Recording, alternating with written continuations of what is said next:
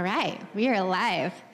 Good morning and welcome. My name is Julie Manning. I will be your hostess and MC for today, and we are live here in Volker neighborhood in Kansas City at KC Oasis. We are your premier secular alternative to faith-based community. We welcome all ages and backgrounds regardless of belief, non-belief, race, gender, sexual orientation, identity, or any other trait. We do feel that the human experience is better when it is shared. So we are pleased that you've decided to spend your morning here with us. And I know we have lots of new faces today. So if you see someone new, just give them a hello. How are you? I'm so-and-so. Lots of new friends.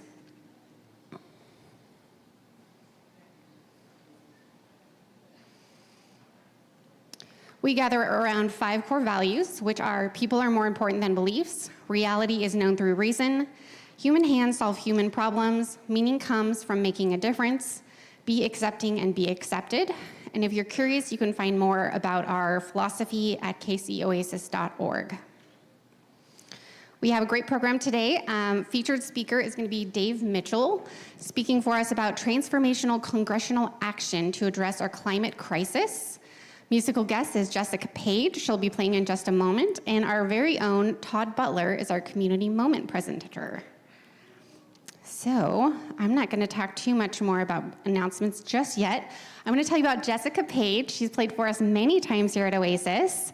You got a little blurb you can read up there too, but Jessica is a master storyteller, translating personal experience into music that is sophisticated, diverse in its influences, and instantly relatable.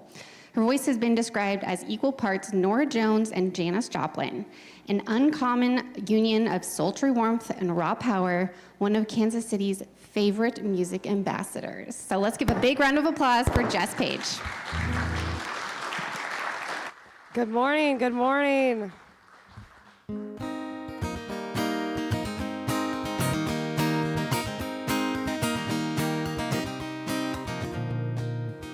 Open up your mind, and you will open up your heart. Open up your eyes and see into the dark. Figure out the difference between your problems and answers. Figure out a dance, and I could be your tiny dancer. If you learn to laugh, I'll never make you cry. If you love me well, I'll always stand by your side. If you say I'm crazy, I might just say you're right. If we're kissing in the rain and I decide to give my heart away to you, tell me what would you do?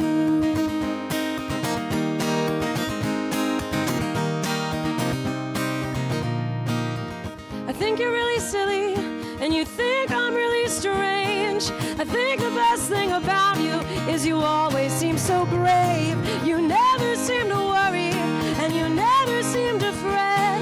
You never seem to get mad, I always forget. If you learn to laugh, I'll never make you cry. If you love me well, I'll always stand by your side. If you say I'm crazy, I might just say you're right. If we're kissing in the rain and I decide to give my heart away to you, tell me what would you do?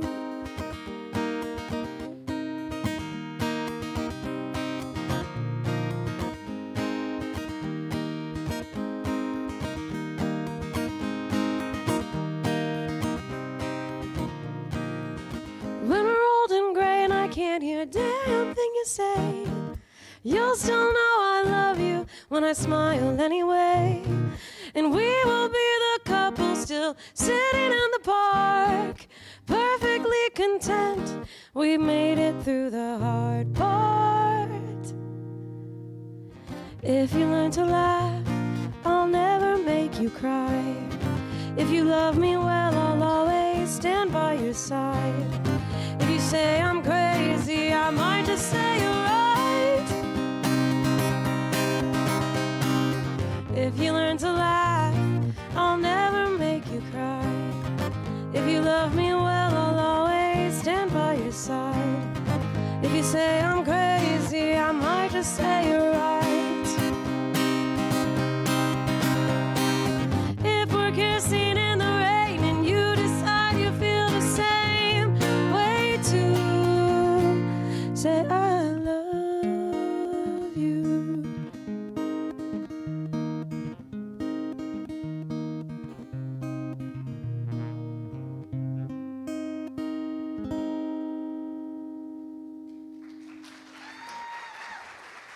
Thanks, guys.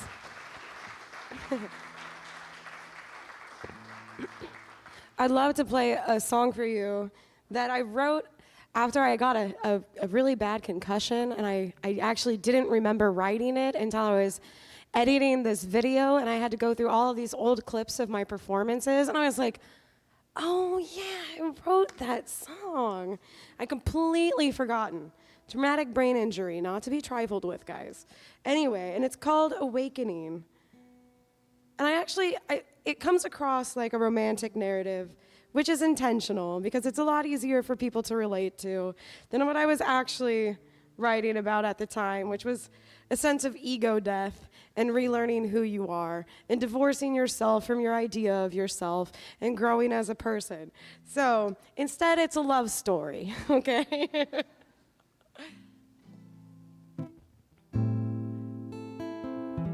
A couple of I's to he's, and then, it's a love song. Or better yet, it's an anti-love song. It's like I'm breaking up with you, but you is yourself, and you're figuring out how to grow as a person.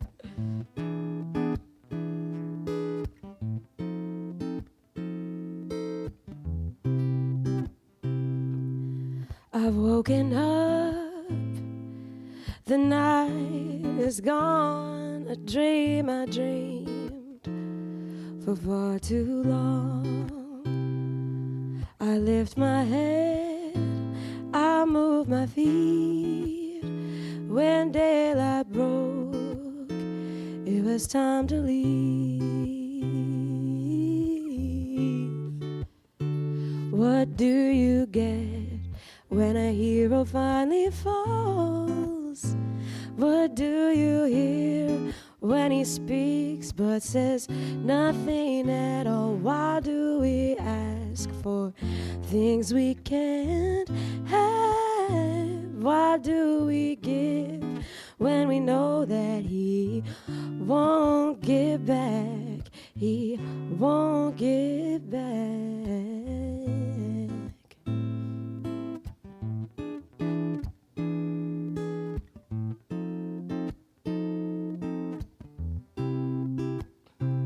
It's in the mirror where I learn again how to see my face, how to breathe again. I lift my head and I move my feet. When the daylight broke, it was time to leave. What do you get when a hero finally falls?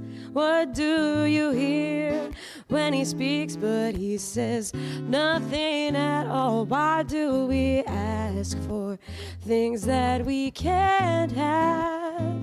Why do we give when we know that he won't give back? He won't give back. I took pleasure in the darkness, I delighted in the dark. Yeah, the shadows were the savior from knowing in my heart all the difference in the phases and the cycle of the moon. The life would overtake us and you would be gone soon. What do you get when a hero finally falls? What do you hear when he speaks but says nothing at all? Why do we ask for the things that we can't have? Why do we give when we know that he won't give back? he won't give back.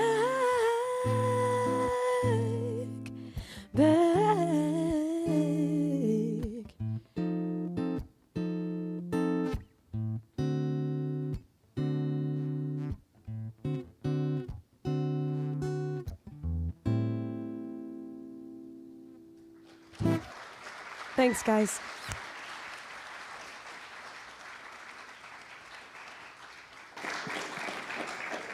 All right, now we know what we mean about that sultry, right? Perfect. Jess, thank you so much. We'll hear more from Jess a little bit later in the morning. Now we have a couple announcements. Birthdays, for those of you who were here a couple weeks ago, other Julie Samuel Lambert announced September is the highest birthday month of all the months. So we have more birthdays. Adrian's birthday is on the 17th. Where's Adrian? I saw her. Happy birthday, Adrian! Yay! So when you see Adrian at the coffee break, cheers your coffee and give Adrian a birthday salute. Terry is here as well. Happy birthday, Terry, on the 19th. I think Julie Samuel Lambert might have snuck in. Her birthday is on the 21st. Another happy birthday, Julie. I think she's in the back with the kids. And tomorrow is also Julie and Kevin's anniversary, their first year, no longer newlyweds. So happy anniversary to Kevin and Julie. All right, I know we have some new people here. Any birthdays this week? Any birthdays? If you want to whisper it to me later, come tell me. We'll do the birthday floss dance together. Okay. And then we love celebrating things here at Oasis. So if you have a birthday, if you're like, man, I just got that job, I'm so proud of myself, I want to share with everybody. Or if your kid did something great and you want to let us know. If you graduated, anniversaries, or even maybe not the greatest news, someone's not doing well and you just want to have extra thoughts on them, let us know so that we can share with our community on a slide, just like that one. And you can let any of our board people who have the little yellow guy, or ask someone who has one of the lanyards and they can point you in the right direction. We do have our book club today. I think it's up there. They had read The Kite Runner. So if you have read The Kite Runner in the recent past and you happen to know what it's about, you can show up at 1 o'clock today. If you haven't read The Kite Runner, maybe don't show up. I think that's how book clubs work. It's not just like, I'm going to offer my opinion on a book I haven't read. Maybe don't do that.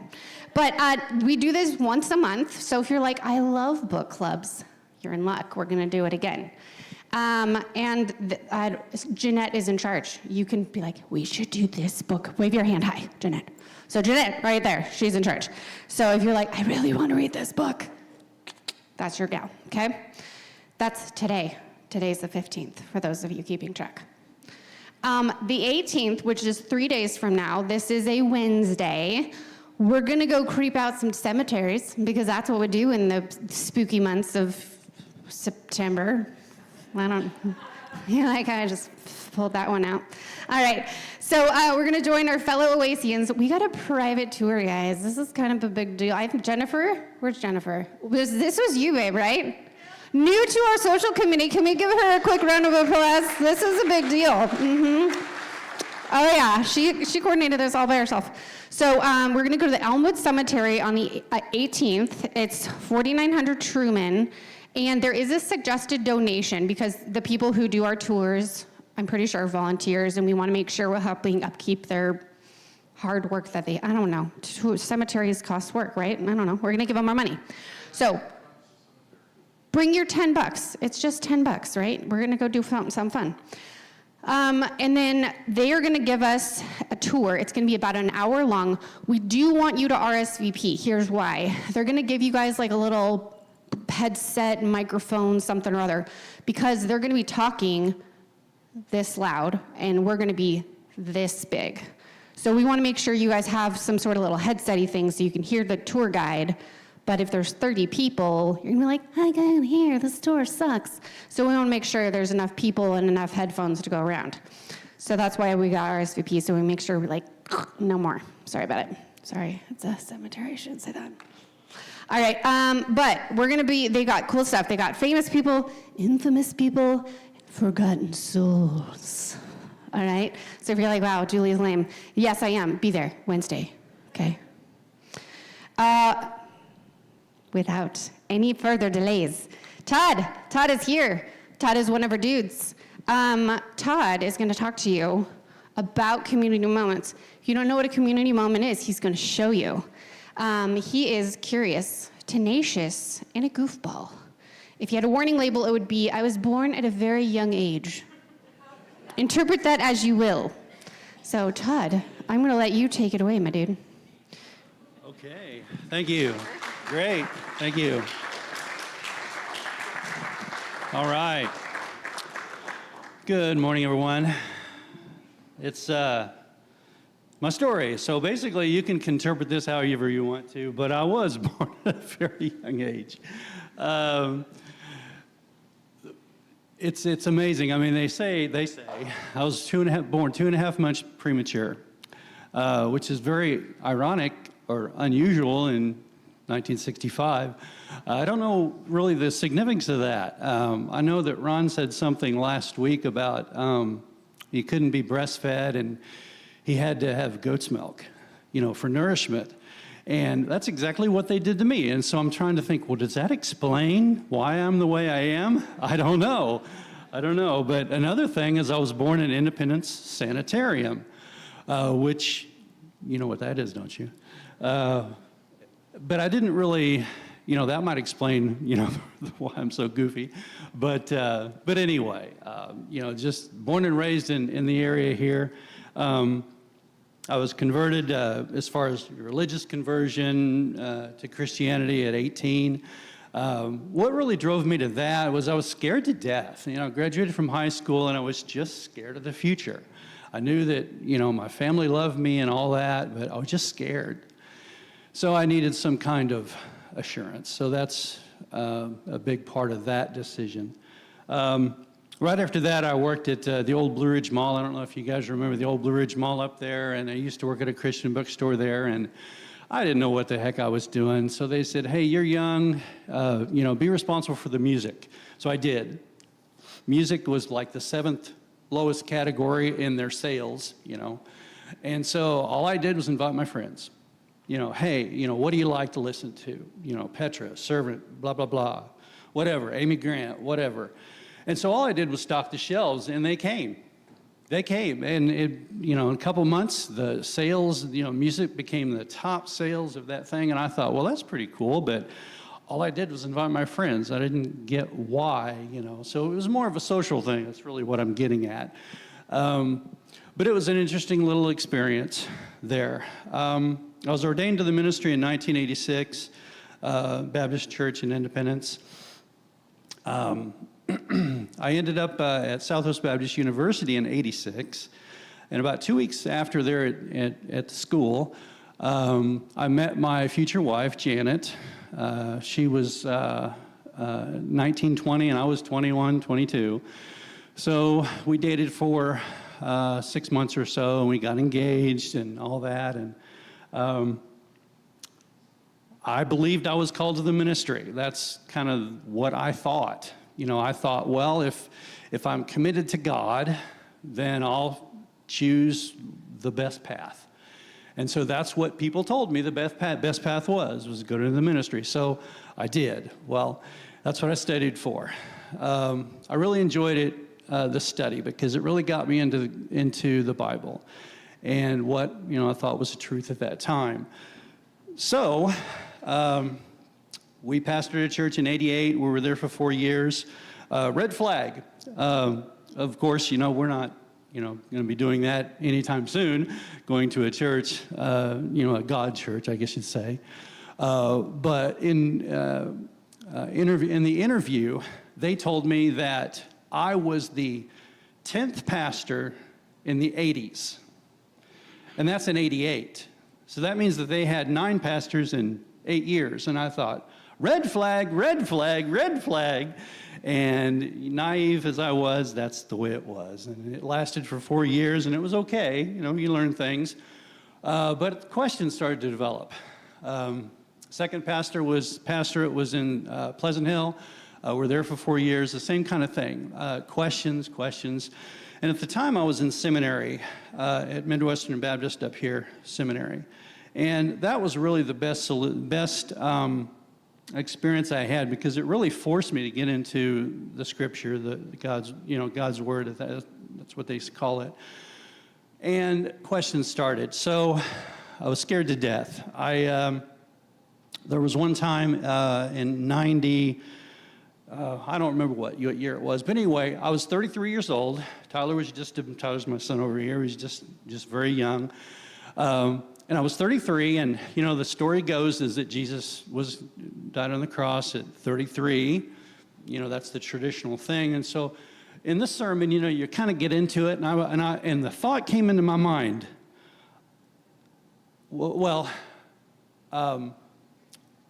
I guess a popular phrase was, I want to be like Jesus. What would Jesus do? That kind of thing. And so the thought came into my mind is, I'm 33, and this is just, me in an invisible, unspoken thought, but I was going through the sermon. And I don't want to be like Jesus.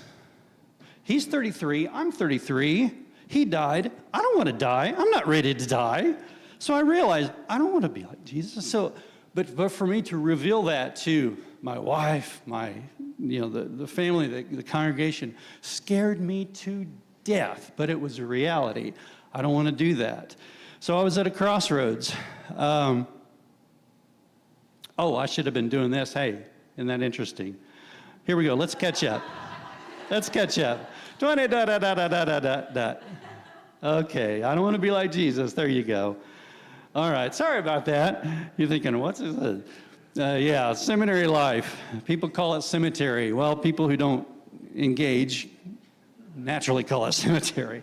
But if you engage, you're going to learn something. And my point here is that if you dig into the Bible, you're going to find that there's going to be more questions than answers. And at least for me, that was the one reason I got out of it, because there was too many unanswered questions.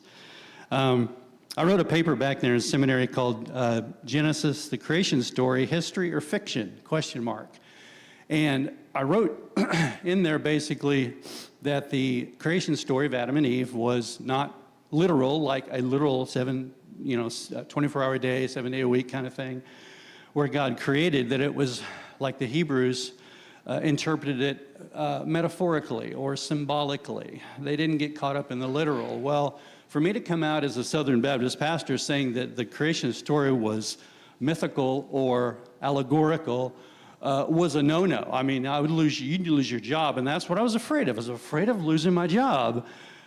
So I didn't tell anybody. But then, as time went on and these doubts grew, these questions grew, I started to confide in my wife, Janet, and she understood. And she says, I don't understand either. And she honestly was my best sounding board through all the years.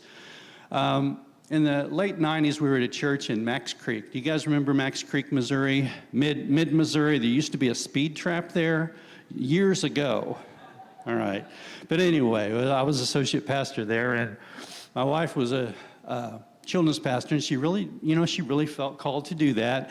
And so they had a need for a children's pastor. So she said, I want to do it. So we went to the pastor, and he was very fundamentalist, and I was very not fundamentalist, So there was a little bit of a tension there. But anyway, she said, I want to do it. And he said, well, I'll get back with you. So it was like 2 weeks later, and he didn't get back with us, didn't get back with Janet. And so on a Sunday afternoon, we went and we asked, what did you decide? And he said, we really believe that men should be teachers of classes, of religious classes. And he said, okay. We said, okay. So what does that mean? He says, well, we tried this group of men and this group of men and this group of men and these older men and these younger men, and nobody can do it. Nobody wants to do it. And he said, now that we've reached the bottom of the barrel, Janet, would you teach? And she became so Kamala Harris about it. I'm telling you, she was ready for the fight. Of course, you didn't really, she wouldn't publicly say that, but she was very, presidential about it. And I even said it back then. She was very presidential about it. And very, what's the word? Democratic about it, fair about it. But anyway, so she went with that. Another thing that really struck me was the story of Billy Graham. Billy Graham, back in the 30s and 40s, had a best friend named Charles Templeton. Do you remember the story of Billy Graham and Charles Templeton at all? Yeah. Well, anyway, when they were both called to the ministry at the same time, and he was a close friend of Billy in the 30s and 40s. They entered the ministry together, and Charles was basically the more popular one. He was the more eloquent speaker, the more popular one, the one that got results quicker, got more results, more conversions and all this stuff. He was the more popular one, and Billy wasn't. But come to find out, Billy was the more popular one because of what happened. They both co-founded Youth for Christ, if you ever heard of that. But there was a crisis of faith that both of them had. And I want to read something just real quick about, maybe, if I can get to it. Yeah, here we go. This is in a book called Billy, and this is a recollection of Charles Templeton back in those days. So he said, all of our differences came to a head in a discussion which, better than anything I know, explains Billy Graham and his phenomenal success as an evangelist. And of course, in the course of our conversation, I said, but Billy, it's simply not possible any longer to believe, for instance, the biblical account of creation. The world was not created over a 7-day period or over a period of a few thousand years ago. It's evolved over millions of years, and it's not a matter of speculation, it is fact. And Billy said, I don't accept that. And there are reputable scholars who don't. Who are these scholars, Charles said. Billy said, men in conservative Christian colleges. Most of them, yes, he said, but that's not the point. I believe the Genesis account of creation because it's in the Bible. I've discovered something in my ministry when I take the Bible literally, when I proclaim it as the Word of God, my preaching power, when I stand on the platform and say, God says, and the Bible says, or the Holy Spirit uses me, there are results. Wiser than you or I have been arguing questions like this for centuries, I don't have the time or intellect to examine all sides of the theological dispute. So I've decided once and for all to stop questioning and accept the Bible at God's Word. Charles said, but Billy, you cannot do that. You cannot dare stop thinking about the most important question in life. Do it and begin to die. It's intellectual suicide. I don't know about anyone else, he said, but Billy said, I've decided that that is the path for me. And so that explains why Billy Graham did not apply intellectual wisdom to his beliefs. So that really got me thinking, crisis of faith. A lot of people out there in the world, in the majority, in America, that do believe that. Exactly, they believe this just because the Bible says it. That's the way it is. Well, to me, my heart said, no, that's not right. Anyway, Bible's contradictory, the Bible's incorrect, questionable beginnings. There's a lot of reasons why not to believe in the Bible. But anyway, those are mine. But anyway, I couldn't play the game any longer. So I came out privately, meaning not as, gay or anything like that. I'm not gay or anything like that, but not that that's wrong, not that that's wrong at all. I totally support your freedom to do that, and that's wonderful. But just as an atheist, I came out privately in 2018 through an organization called the Clergy Project. Has anybody heard of the Clergy Project? It's very, very supportive and very supportive. So I basically told him I don't believe any longer. I can't explain if it exists or if it doesn't exist, but I don't believe it does, so I just don't believe. And so for me, it was a crisis of faith at that point to come out just to myself. I told my wife that same day, I know you promised to love me, Janet, but I understand if you don't want to stay with me. And she said this, I love you. I married you. So regardless of her belief, she believed in the person. And you've got to give people credit for that. There are many people wear the Christian label, but really deep down, they care more for humans than they do their beliefs. And I think in these times, we really need to get to that point, both sides. But anyway, some of the resources. The Clergy Project, secular therapy. My wife, Janet, she's not here today. She passed away last year. She had brain cancer. We were married 35 years in a row. Very happy. I mean, it was really great. Great kids. Part of my kids aren't here, but, you know, these are the ones I love. So, no, I'm joking. I'm joking. Joking. Secular Therapy Project. You know, the grief of a loss. Secular Therapy Project has helped me process the grief. You know, without somebody on the other side saying God said this and God said that. So if you need help going through grief, if it's recent or if it's years ago, reach out to somebody in Secular Therapy Project. I found somebody here that is just really very, very helpful. Also, Recovery from Religion Foundation and also Freedom from Religion Foundation. So today is the first day that I've publicly come out as atheist. So I'm proud of that. I'm proud to have asked the questions. I'm proud of performing a lesbian couple's wedding even after every minister refused, and I did that a few years ago. So proud of that. I'm proud of breaking out of the religious trance. I see clearly now, more clearly than I ever have. I'm proud to be breaking out of depression and meeting new people. That's the reason I came here. They said, you need to see new people. So, hey, here I am. So, anyway, thank God I am an atheist.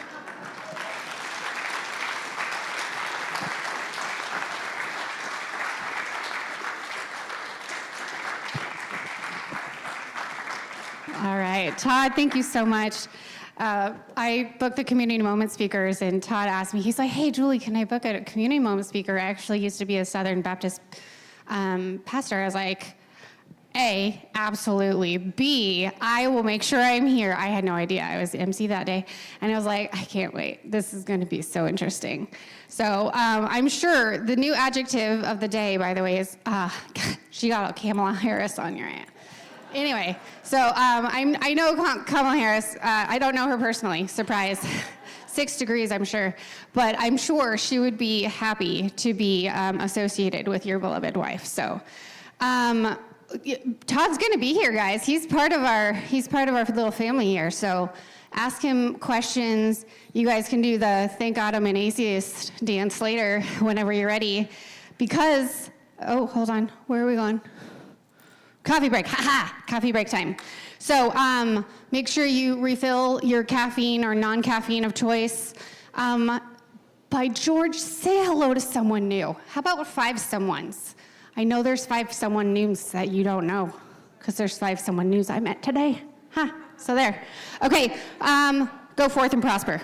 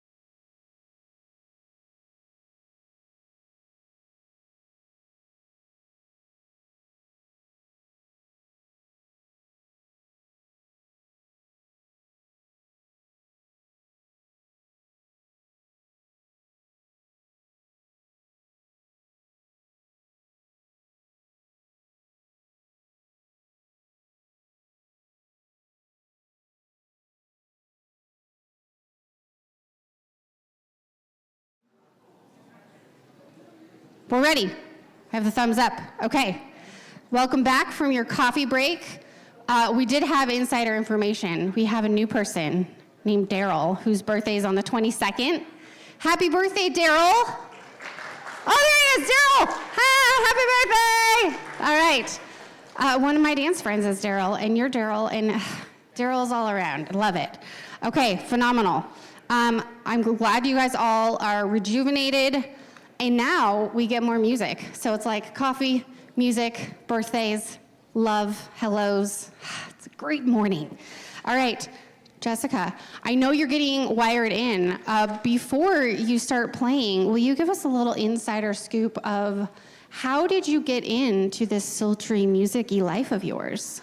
I grew up on a farm in the middle of nowhere in Kansas, and I would just make up songs running around this farm, singing super loud because no one could be bothered. And ever since I was a very small kid, I always was just hearing music in my head and creating music. Eventually, I taught myself how to play some things on my grandma's piano. And around middle school, somebody showed me how to make chords. Yeah. And so by the time I was 14 or 15, I was playing my first original song for people. And then when I moved to Ireland and I was 18, I got to play guitar very badly for a bunch of drunk Irish people. I'm sure they love that. They're a very enthusiastic crowd to be very sub-mediocre as a musician. Yeah, you know what, Jess, that sounds like a community moment. Oh, First guitar performance in Ireland. I want to hear more about that, right? I know someone who can sign you up for that. Shameless plug. Okay, well, awesome. I'm so glad. I wish I could have been a farm animal. Liz would be like, oh, just tell me more as I eat my, curds and whey. Okay, awesome. Well, thank you for that little tidbit. When you're done, I want to hear more. I know you have a performance coming up this weekend, so tell us about that after your song. Okay. I want to just say this next song was a really special moment for me in my life because my dad asked me to write his first dance song with my little sister. And so it was, I'm going to cry. I'm not going to cry. Whew. But it was so beautiful. And my dad, he's not a slow dancer. He likes to country swing dance, okay? So he's this country guy. And I was like, well, now I have to write kind of this upbeat country swing song that's from the perspective of a dad in his first dance with his daughter. So I wrote this song for them. And I hope you enjoy it. My sister has red hair, and in the first verse, you hear me allude to that. So I feel like that needs explaining. But this is for my dad and my sister.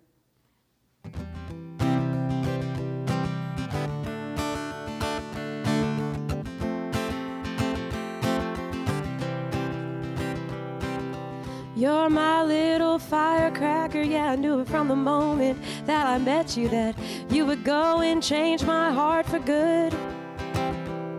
You fly through the world like the fire in your hair and you turn me gray, but child, I don't care. I like to think you get a bit of that from me.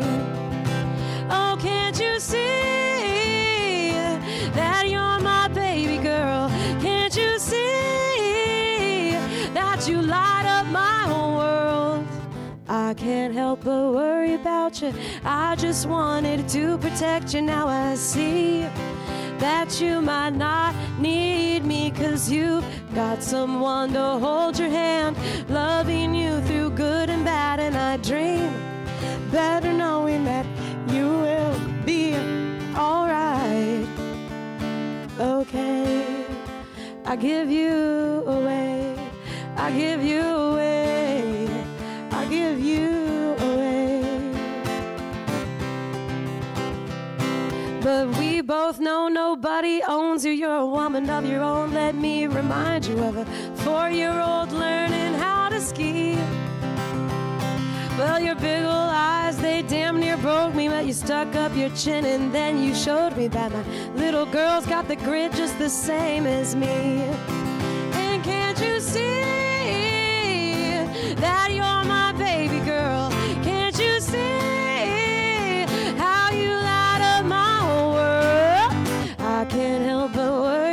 touch it. I just wanted to protect you. Now I see that you might not need me, 'cause you got someone to hold your hand, loving you through good and bad. And I dream better knowing that you will be alright. Okay. Alright. Okay. I give you away.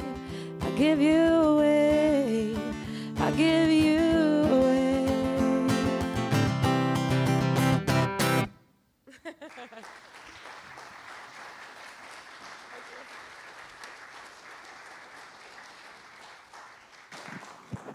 Awesome. Those songs about our loved ones always are extra special, I know. So talk to us about, you've got a show or a performance coming up this weekend? Yes, we are playing at Plaza Art Fair on the 21st, so next Saturday, coming Saturday. We're going to be at 7:45 on the local stage. And just a pro tip to everybody going to Plaza Art Fair, if you want to hear original music, you go to the local stage and the acoustic stage. Cover bands are on the main stage. And as a person who likes to hype the original music in Kansas City, I highly encourage you to check out some of the great artists that they have on the lineup. I will also say that I have put together a music video for a song I'm releasing in October that kind of chronicles the journey that I've had as a performer, starting in second grade, going all the way up to where I am now. It's a song called Move Along, and that's going to be releasing in October. So if you follow me on any of my social media, you can find it there. If you don't social media, you can go to my website and sign up for email updates, and I will let you know when that song's releasing and when cool shows are happening. Thank you. Awesome. Perfect. Well, we will make sure, Jason is our music guru, so when that song drops, we'll make sure Jason's like, guys, here's Jessica's new song. And then that way we can see, I want to see you from second grade in a music video. That sounds odd. Did you know? Okay, I'm just curious because I can talk to you because I have the microphone. When it's your turn with the microphone, you guys can talk about whatever you want. Do you get like actresses at different stages that just look like you, or was it just pictures of you? It's video. Oh my goodness. No, I'm sure they're great. And your mom's like, oh, Jess, I got you, babe. Oh, okay. So here's what you do me a favor. I don't care about the rest of your. Of course I do. But for me, Julie at Oasis, you got to record your mom watching it for the first time. If you hadn't thought about it, okay, it must be done, ma'am. Okay, moving on. Sorry, Oasis business. Carrying on, Jason. Sorry, not sorry. Love you. All right, speaker disclaimer. Moving on. Dave's going to come talk to us. Our program is designated, that's not it, designed to generate conversation and engage our powers of reason, not as a forum to start debates. We're talking about climate change today, people, okay? Keep that in mind. The following presentation has been prepared by our speaker and not by KC Oasis, so we please ask you to respect the views of our speaker, and if you have any questions, we will have a Q&A portion to follow. But Dave Mitchell is here. So Dave Mitchell has a background working as a social worker and chronically with the mentally ill population here in largely Kansas City. I'm going to let him introduce himself a little bit more in detail, but please come on up. Mr. Dave Mitchell. Let's give him a round of applause.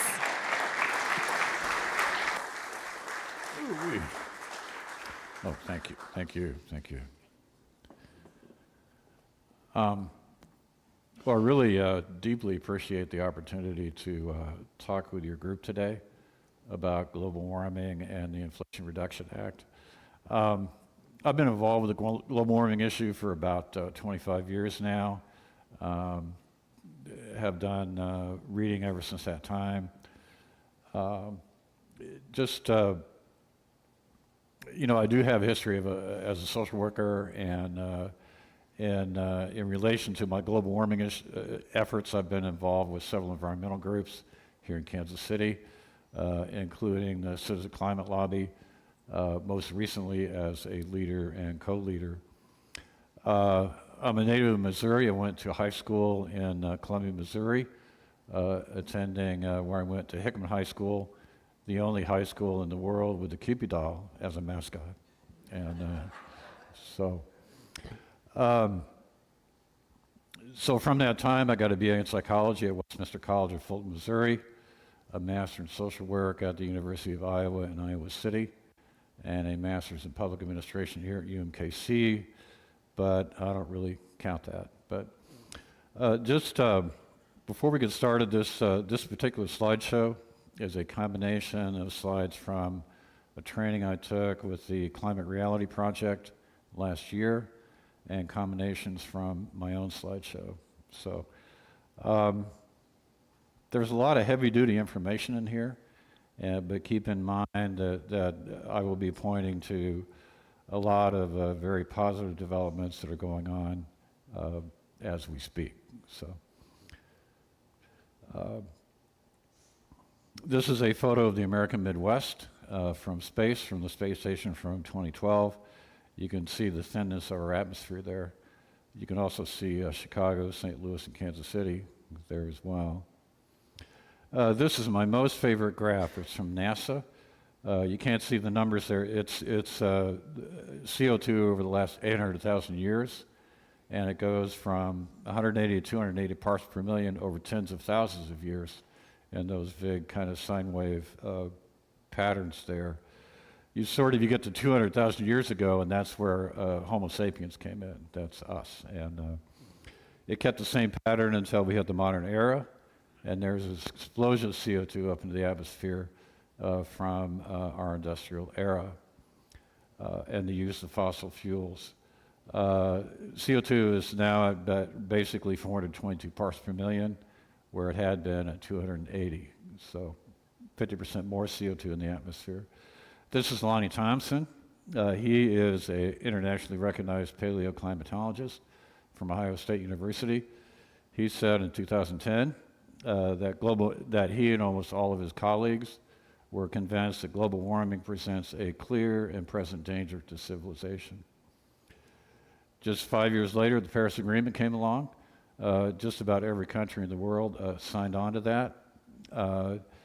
Basically, the world declared a climate emergency, that we had to get off fossil fuels, limit global warming to 2 degrees centigrade by 2100.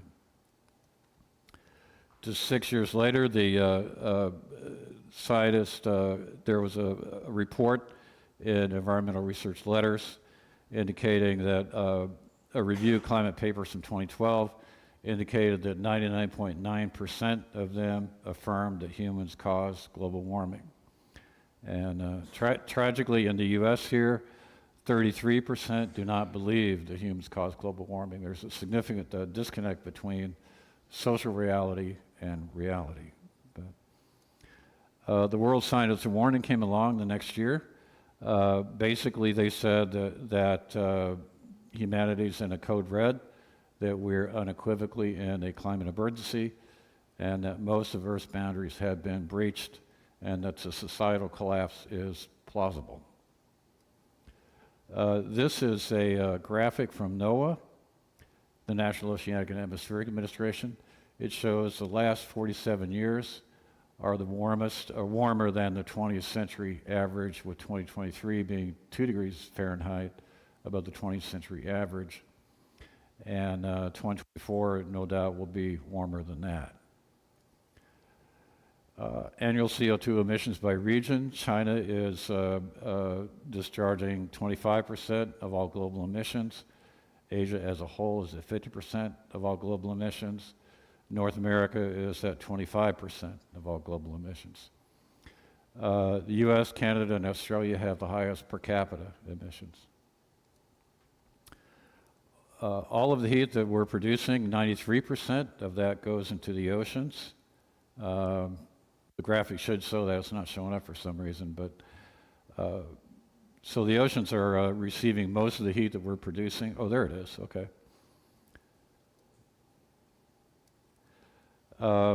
This is a graphic from the NASA Scientific Visualization Studio.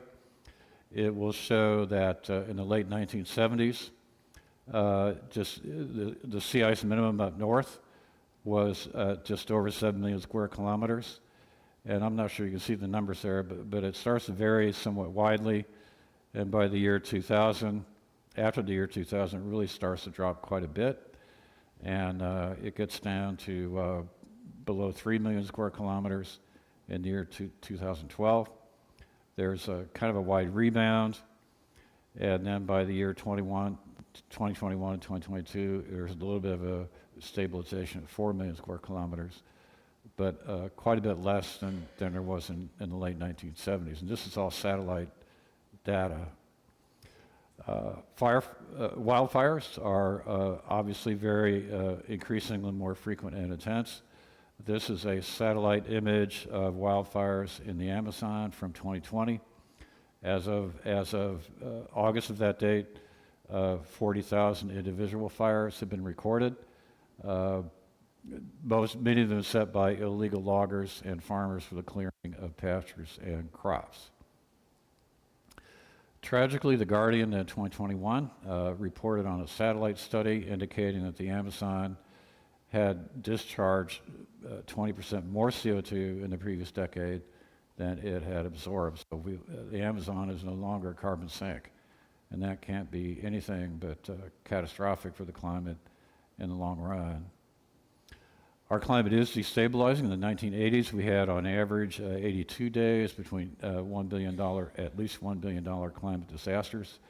And by 2020, that gap had shrunk to an average of every 18 days.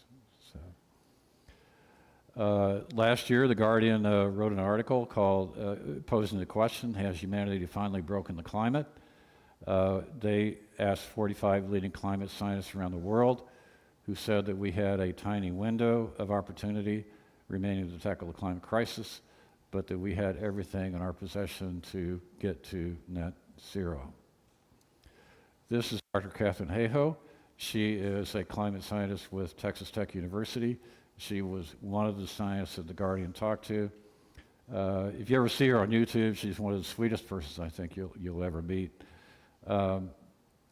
She said for that article that she believes that we're hitting a tipping point in global consciousness, which is really good news. Just shifting gears here a little bit, we're going to talk about the sixth mass extinction. This is E.O. Wilson. He is an internationally recognized biologist and naturalist and professor emeritus at Harvard. He just died here the last year or two. In 2006, he said in his book, The Creation, that the human hammer having fallen, the sixth mass extinction has begun. The deep ecologist, Dr. Stephen Harding, said just 3 years later that the Earth is in a state of meltdown right now. The oceans are huge. You know, these are the Hawaiian Islands in the foreground. That's the Pacific Ocean covering the rest of the photo. The Pacific Ocean covers 30% of the Earth's surface, with the remaining oceans covering the other 40% of the total of 70. Unfortunately, the oceans are suffering a mass extinction event. The International Program on the State of the Oceans 2013 report indicated that the next mass extinction event in the oceans may have already begun due to acidification, warming, overfishing, and pollution. Without a healthy ocean, life on Earth cannot exist. Does everybody remember the heat wave in the Pacific Northwest in 2021? Where it got up to 115 degrees in Eugene? And that particular heat wave killed an estimated billion marine animals. And these are dead mussels on a beach, I believe, in British Columbia. Our relationship with nature is broken. The May 2019 UN report indicated that there are up to 1 million species threatened with extinction in the coming decades, and that the 2020 World Wildlife Fund Living Planet report reported a 68% fall in wildlife abundance since 1970 among 21,000 wildlife populations. Nothing but slaughter of the natural world is what's going on here. An updated study reported by The Guardian in 2023 indicated that that 2 million species is the number that's more at risk than 1 million. And the most significant driver is agricultural expansion. And you also have the contributing factors of loss of natural habitat, development, overexploitation of natural resources, and pollution. I think this cute little guy here, the bee, bees are having a very hard time maintaining themselves. My understanding is primarily neonicotinoid pesticides. Professor Dave Goulson at the University of Sussex in the UK indicated that insect abundance has fallen 68% since 1970, with 40% of insect species facing extinction. And insects are fundamental to the pollination of plants and crops, and they're also a food source for a wide variety of animals that eat them.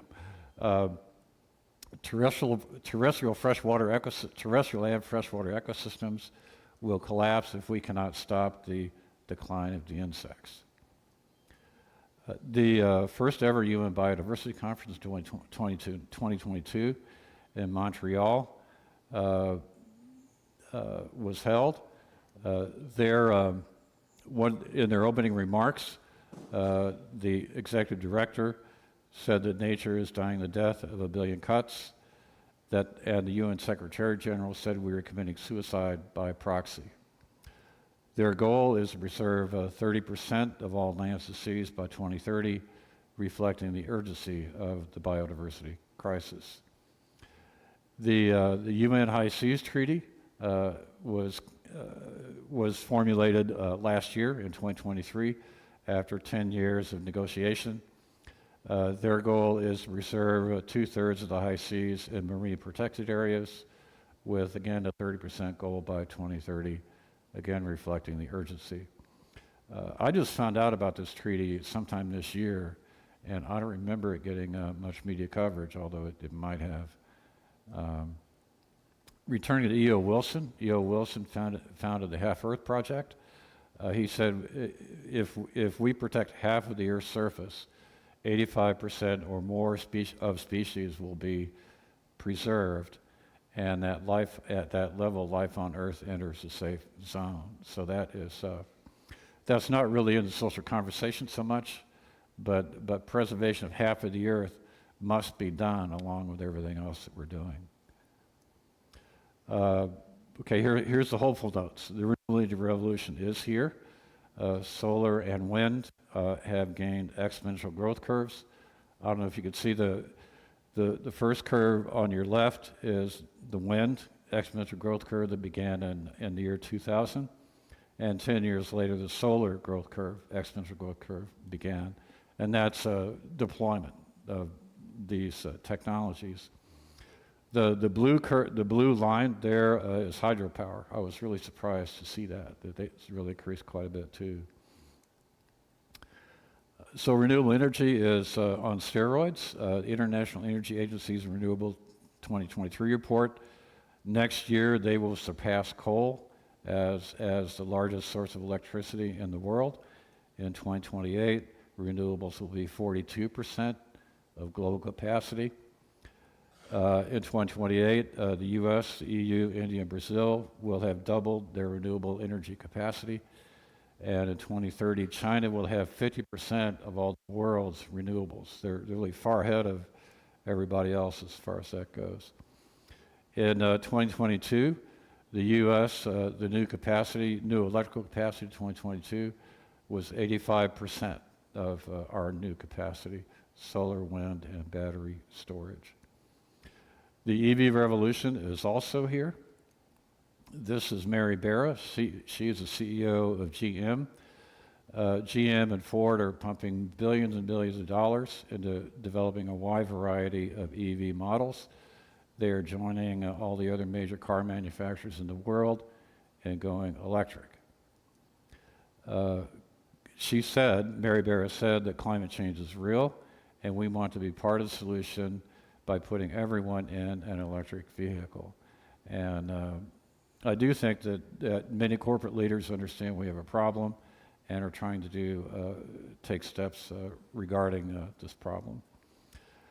The EV revolution is also exponential in growth. In 2020, we had 5% it had 5% of global sales, and in 2023, 18% of global sales. In last year, China had 60% of that 18%. Europe had 25%, and the U.S. 10%.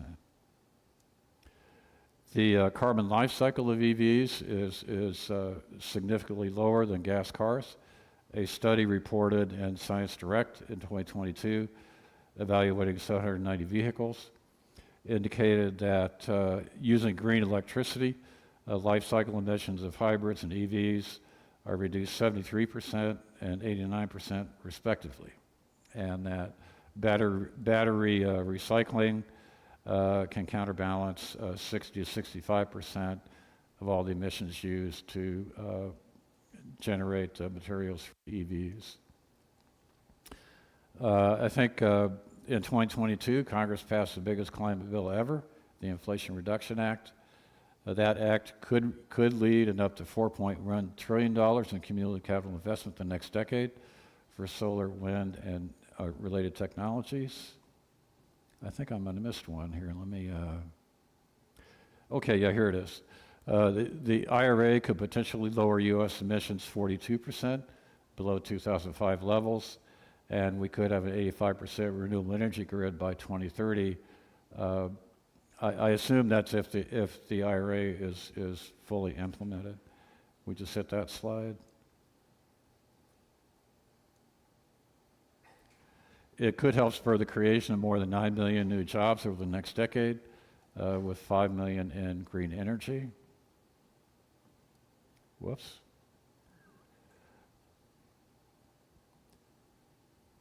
Okay, sorry about that. My clicker was kind of doing some. It kind of went several slides at once here.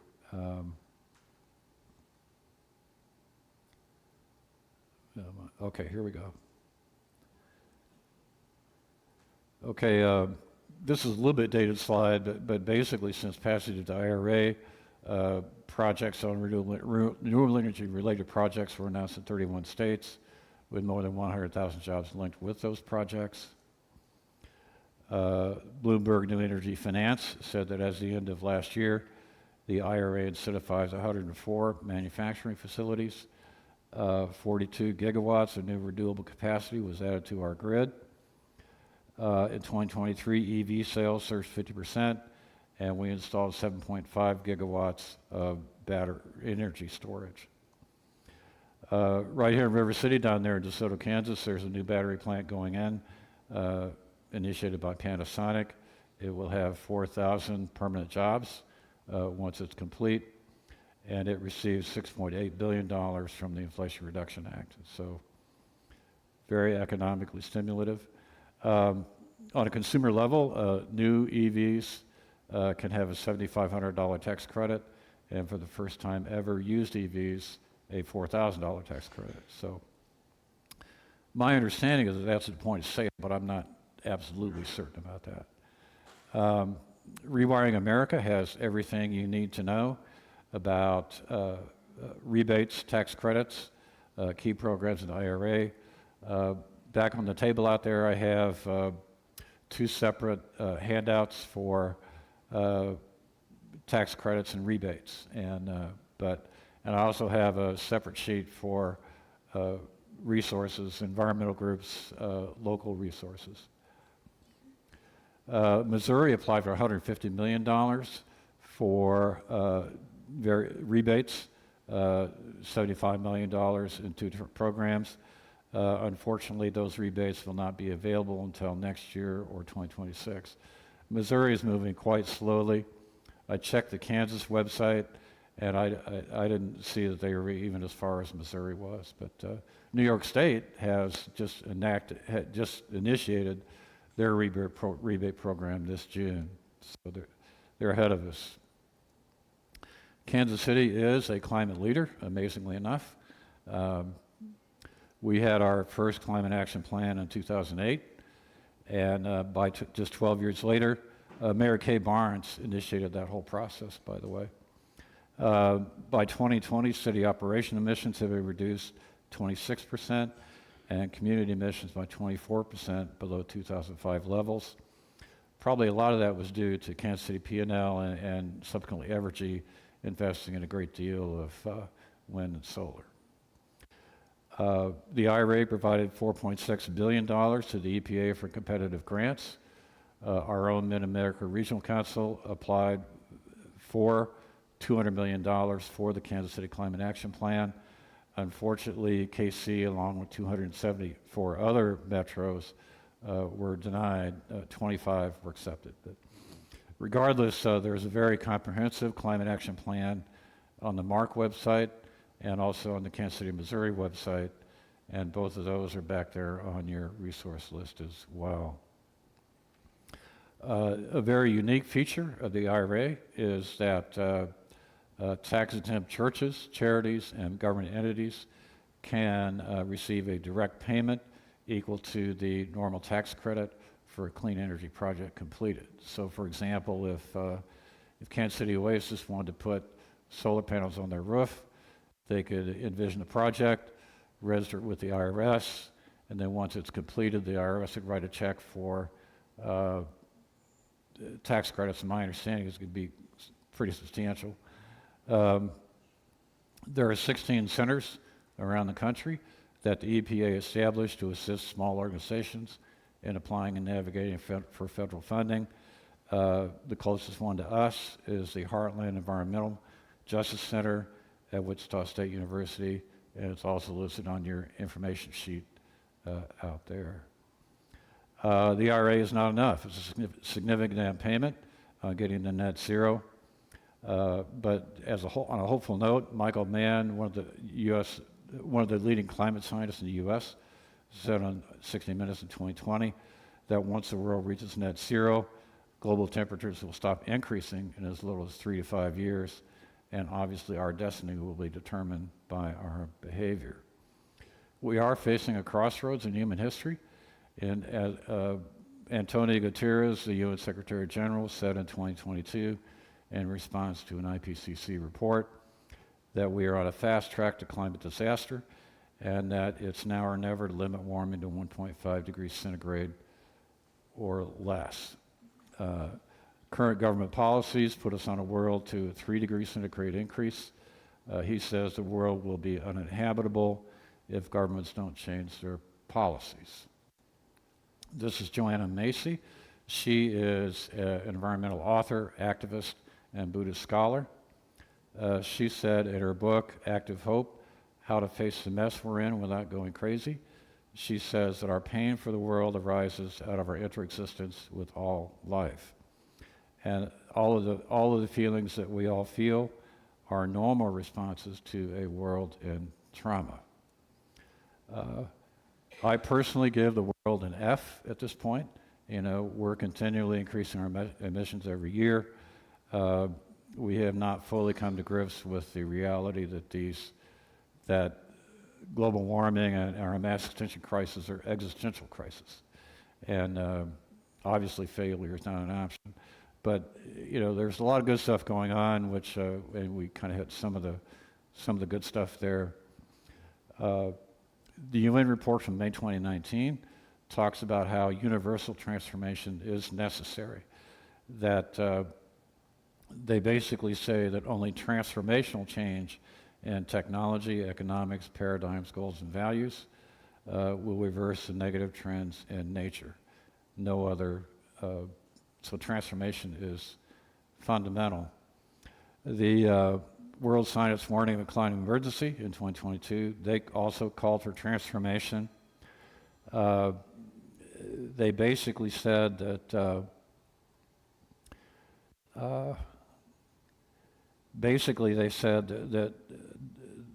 the failure of humanity, the future of humanity depends on the moral fiber, creativity, endurance of the 8 billion people alive today.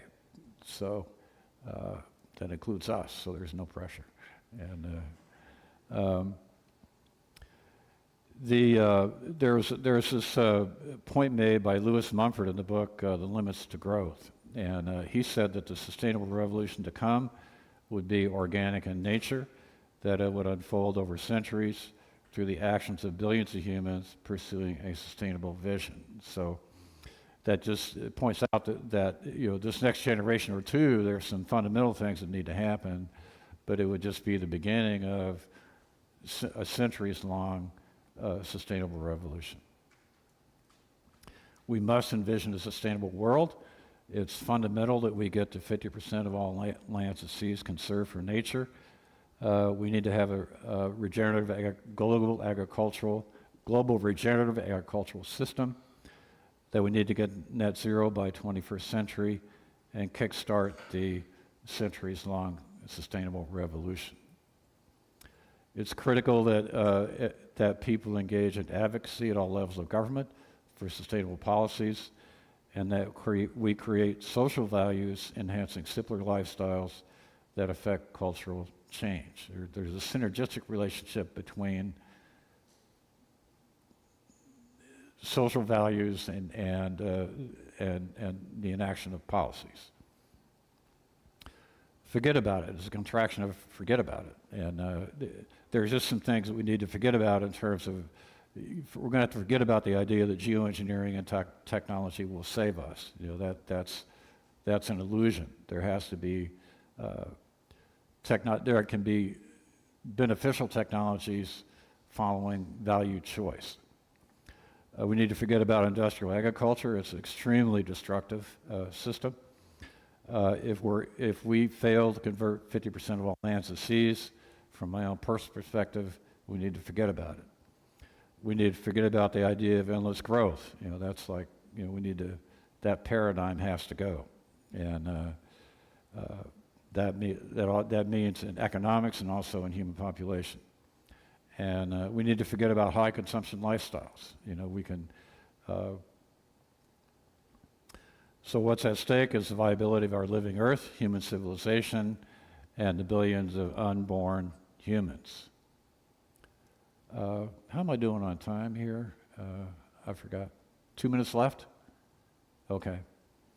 Okay, well, if human civilization collapses, there's no more George Washington, no more Abraham Lincoln, no more Frederick Douglass, no more Einstein, no more Martin Luther King, no more Rosa Parks, no more Diana Ross and the Supremes, no more the Beatles, no more B.B. King, no more Willie Nelson, no more Steve Prefontaine. Anybody know who Steve Prefontaine is? Yeah, just the greatest middle distance runner of my generation. And you can see I'm a track and field athlete here, or track and field fan. And this is Sifan Hassan. She's one of the greatest middle distance runners of the current generation.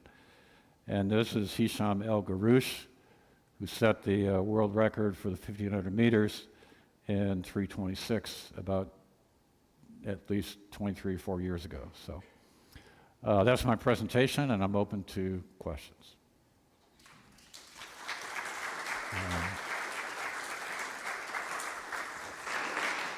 All right. Very interesting, helpful information. We do have time for questions, so just raise your hand up high so I can come to you. We do like to make sure you phrase your question with a question mark at the end. So if you have a story, I'd like you to share that story with Dave afterward. Okay, go ahead. Do you have any details on the engineering solutions that have been proposed and why they would not work? You're talking about geoengineering? My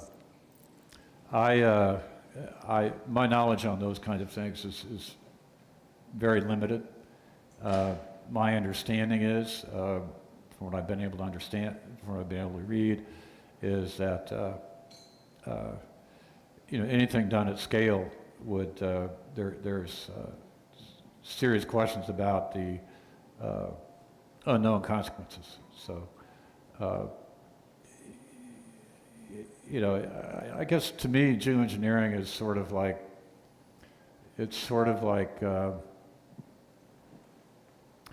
you have all these technologies where we're burning all this carbon, and through coal, oil, and natural gas, and pumping all this stuff into the atmosphere, And then, well, we're going to create another technology to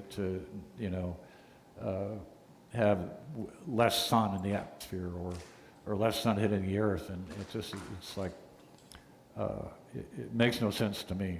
But I don't have a depth of knowledge on that. All right, and we have time for one more question. Good afternoon. I think it's afternoon already. Electric batteries, they contain lithium. Lithium is very destructive in the mining of it. How can we kind of lessen the environmental impact of lithium mining as opposed to producing lithium-based batteries, and why can't the vehicles be produced where they can recharge themselves? Thank you. Could you state your question again? Yeah, can I just rephrase? So he said the mining of the lithium is very destructive, and how can we get the same battery without that same destructive lithium mining experience? Did I get that? Again, that's kind of outside of my knowledge base. My understanding, my understanding is that lithium mining is not a good thing either. And here we are, we're going to be building millions of EV cars with lithium-ion batteries. So it's like, that's, there's some real issues there. But I can't address myself to, I can't address myself to what would replace it. I don't have depth of knowledge on that. I just would like to say, I just like to kind of say, when I was giving all this information on how grim the situation is, I mean, I could kind of see that I was kind of bumming you guys out, and Julie in particular was looking pretty depressed, but it just is like, this stuff, all of this stuff is grim, it is grim and it is depressing, but I truly believe that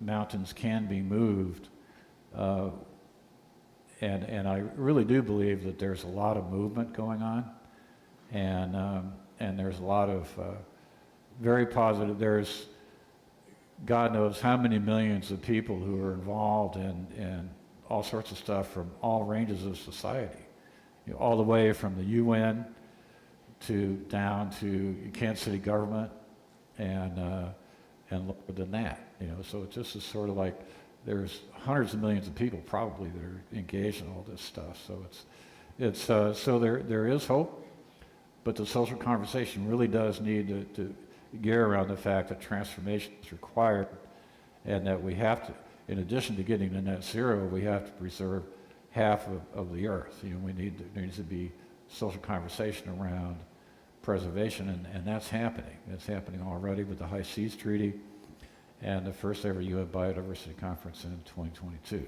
So, and the Biden administration was very aware of all these things, very supportive of all that stuff, and so there's a lot of good stuff going on.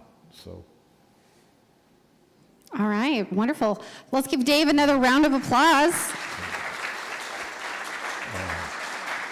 All right. And I know Dave has been part of our Oasis community before, so he'll be around after if you guys still have some questions, or if you just have anecdotes you want to discuss one-on-one. I think Dave will be around for a little bit after our presentation today, and hopefully even in weeks to follow. Maybe you can sprinkle into our Facebook community or our community here, if you're doing this, maybe try this instead for our climate change on in our homes and in our communities level too, because I don't know about you guys, I don't own any corporations myself. So, a little bit limited there. I'm not a government officiant yet. Still on? Okay. Yeah, I have some handouts out there on the table with the IRA, just to remind. Yes. Make sure you guys get those. From Rewiring America, and just at the consumer level, there's all sorts of tax rebates for all sorts of ways you can do installation of solar panels and heat pumps and get all sorts of, a lot cheaper, and so through rebates and tax credits. So Perfect. We all want our, I don't know, who wants tax breaks? Maybe just a few of us. Okay, yeah, me for sure. We bought an EV vehicle in 2021. I'm like, hey, we need to look into that again because that would be nice. Alrighty. And oh, we missed the world. Look at how pretty it is. Okay. We're going to invite Jess Paige to come up and sing for us again. And I know you guys saw that Jess accepts Venmo. And there's a little tip jar here. If you're like, man, the music was amazing, I want to give Jess my money. Cool, please do that. You can also give Oasis your money if you have more to spare. I know you guys were very generous with your tips at the coffee bar. Thank you for that. But if you would like to become a recurring donor, you can do that at our website, kcoasis.org/donate. That does help us predict how we can use your generous funds for our recurring things like paying our lease on this beautiful building and doing things like coordinating our social events. So check that for more information, and Jess is going to play one last song for us. There's her Venmo, by the way. Venmo, Venmo, Venmo.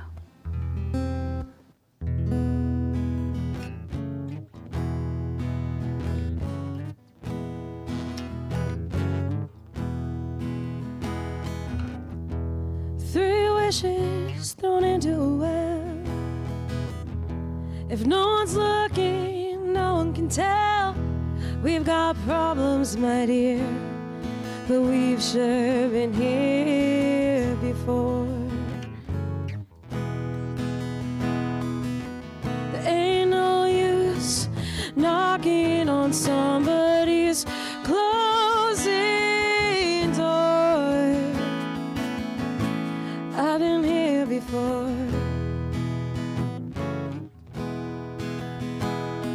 Sweet, sweet surrender. Sweet, sweet pretender.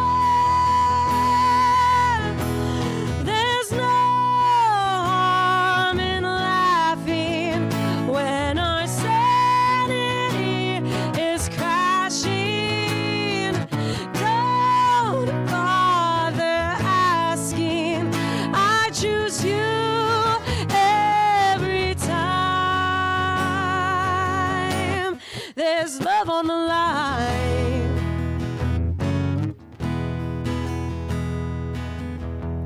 Token smiles and bottles of wine. It ain't much, but we're giving it time. There's blood in my nose from the dust in the road, but I think we'll be fine. The holes in my shoes don't even know the blues if I lose you this time. I've got love on the line. Sweet, sweet surrender. Sweet, sweet pretenders. There's no harm in laughing when our sanity is crashing.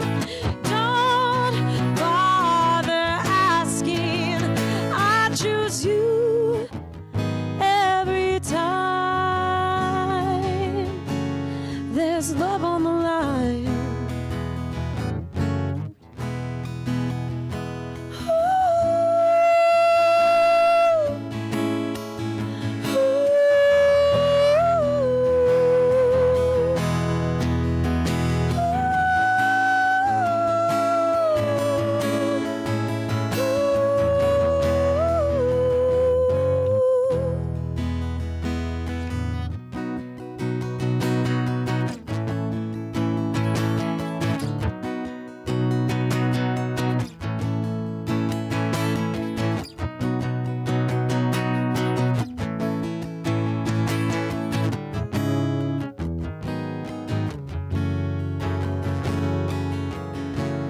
got love on the line.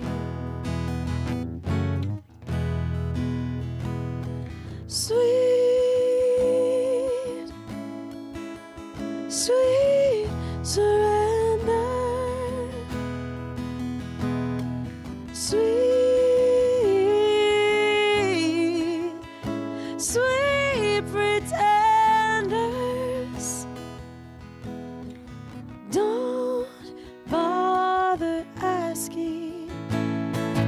Don't bother asking. Don't bother asking. I choose you every time.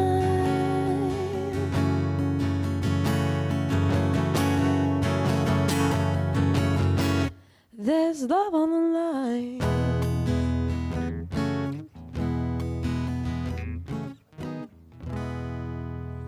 Thank you so much, you guys. I really appreciate you. Thank you.